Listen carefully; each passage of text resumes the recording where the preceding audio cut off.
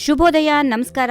Welcome to YoYo Kannada. ಬನ್ನೀಗ ನೋಡೋಣ ಹವಾಮಾನದ ವರದಿ. ರಾಜ್ಯದ ಕರಾವಳಿ ಭಾಗದಲ್ಲಿ ಮುಂಗಾರು ಮಳೆಯ ಆರ್ಭಟ ಮುಂದುವರಿಯಲಿದೆ. ಜೂನ್ 26ರವರೆಗೆ ಕರಾವಳಿ ಭಾಗದಲ್ಲಿ ಭಾರೀ ಮಳೆ ಆಗಲಿದ್ದು, ಉಳಿದ ಕೆಲವು ಕಡೆ ಒಣ ಹವೆ ಮುಂದುವರಿಯಲಿದೆ ಎಂದು ಹವಾಮಾನ ಇಲಾಖೆ ಮುನ್ಸೂಚನೆಯಲ್ಲಿ ತಿಳಿಸಿದೆ. ದಕ್ಷಿಣ ಕನ್ನಡ, ಉತ್ತರ ಕನ್ನಡ, ಉಡುಪಿ ಜಿಲ್ಲೆಗಳಿಗೆ ಯೆಲ್ಲೋ ಅಲರ್ಟ್ ಘೋಷಣೆ ಮಾಡಲಾಗಿದ್ದು, ಜೂನ್ 26ರವರೆಗೂ ಮಳೆಯಾಗಲಿದೆ. ಬಾಗಲಕೋಟೆ, ಬೆಳಗಾವಿ, ಬೀದರ್, ಧಾರವಾಡ, ಕಲಬುರಗಿ, ರಾಯಚೂರು, ವಿಜಯಪುರ, ಯಾದಗಿರಿ, ಬೆಂಗಳೂರು ಗ್ರಾಮಾಂತರ, ಬೆಂಗಳೂರು ನಗರ, ಚಾಮರಾಜನಗರ, ಚಿಕ್ಕಮಗಳೂರು, ಹಾಸನ, ಕೊಡಗು, ಮೈಸೂರು, ಶಿವಮೊಗ್ಗ ಜಿಲ್ಲೆಗಳಲ್ಲಿ ಸಾಧಾರಣ ಮಳೆಯಾಗುವ ಸಾಧ್ಯತೆಗಳಿವೆ. ಇನ್ನುಳಿದಂತೆ ವಿಜಯನಗರ, ತುಮಕೂರು, ರಾಮನಗರ, ಮಂಡ್ಯ, ಕೋಲಾರ, ದಾವಣಗೆರೆ, ಚಿತ್ರದುರ್ಗ, ಚಿಕ್ಕಬಳ್ಳಾಪುರ, ಬಳ್ಳಾರಿಯಲ್ಲಿ ಒಣ ಹವೆ ಇರಲಿದೆ. ಇನ್ನು ನೈಋತ್ಯ ಮಾನ್ಸೂನ್ ಅಬ್ಬರ ಹೆಚ್ಚುತ್ತಿರುವುದರಿಂದ ದೇಶದ ಕೆಲವು ಭಾಗಗಳಲ್ಲಿ ಗುಡುಗು ಸಹಿತ ಭಾರೀ ಮಳೆಯಾಗುವ ಸಾಧ್ಯತೆಗಳು ಇವೆ ಎಂದು ಐಎಂಡಿ ಎಚ್ಚರಿಕೆ ನೀಡಿದೆ.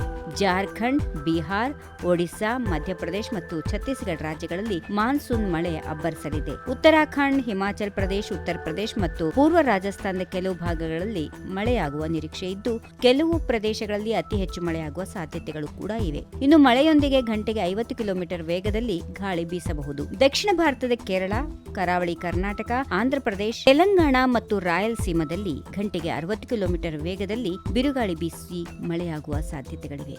If you like this video, ಬೇಗ ಲೈಕ್ ಮಾಡಿ, ಕಾಮೆಂಟ್ ಮಾಡಿ, ಶೇರ್ ಮಾಡಿ ಹಾಗೂ ಯೋಯೋ ಟಿವಿ ಕನ್ನಡವನ್ನು ಸಬ್ಸ್ಕ್ರೈಬ್ ಮಾಡಿ.